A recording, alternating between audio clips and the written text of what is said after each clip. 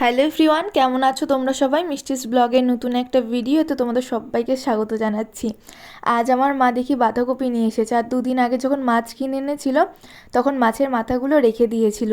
আজ যখন বাঁধাকপি এনেছে তাই ভাবলাম মাছের মাথা দিয়ে বাঁধাকপি করি আর তোমাদের সাথেও এই রেসিপিটা শেয়ার করি। মাছের মাথা দিয়ে বাঁধাকপি খেতে আমাদের সবারই ভীষণ ভালো লাগে। আমরা নিরামিষ বাঁধাকপিও খাই, তবে মাছের মাথা দিলে না একটু বেশিই ভালো লাগে খেতে। আমার মা বাঁধাকপিগুলো একদম ঝিরিঝিরি করে কেটে দিয়েছে। তারপরে আমি বাঁধাকপিটা অল্প করে লবণ দিয়ে ভাপ দিয়ে নিয়েছি।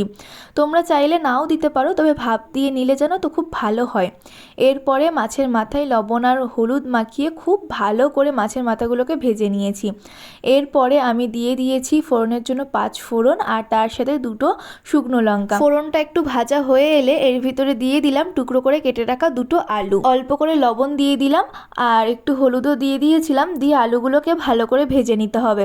আলুটা ভালো করে ভাজা হয়ে গেলে এর ভিতরে দিয়ে দিলাম আমি আদা বাটা আর জিরে বাটা। তোমরা চাইলে এর ভিতরে টমেটোও দিতে পারো, আমাদের বাড়িতে টমেটো ছিল না বলে টমেটোটা আর দেওয়া হয়নি। আদা আর জিরে বাটাটা দিয়ে একটু ভালো করে কষিয়ে নিতে হবে। তারপরে এর ভিতরে আমি দিয়ে দিলাম আগে থেকে ভেজে রাখা মাছের মাথাগুলো।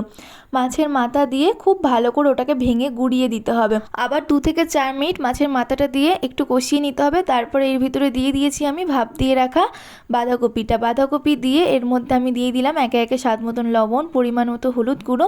খুব ভালো করে নেড়ে চেড়ে নিয়ে কিছুক্ষণের জন্য ঢাকা দিয়ে রেখেছিলাম। এরপরে ঢাকনা খুলে এর ভিতরে আমি দিয়ে দিলাম 2 চামচ মতো কাশ্মীরি লঙ্কার গুঁড়ো আর স্বাদ মতন চিনি। 4 থেকে 5টা মতো কাঁচা লঙ্কাও দিয়েছিলাম, ওটা আমি বলতেও ভুলে গেছি আর দেখাতেও ভুলে গেছি একদম। এবারে এটাকে খুব ভালো করে রান্না করে নিতে হবে আর একদম শেষে নামানোর আগে উপর থেকে দিয়ে দিতে হবে ঘি আর গরম মশলা গুঁড়ো।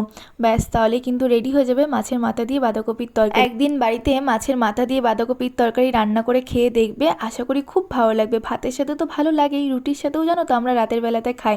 আজকের মতো টাটা, আবার দেখা হবে খুব তাড়াতাড়ি। আজকের ভিডিওটা যদি ভালো লাগে লাইক, কমেন্ট আর শেয়ার করে দিও।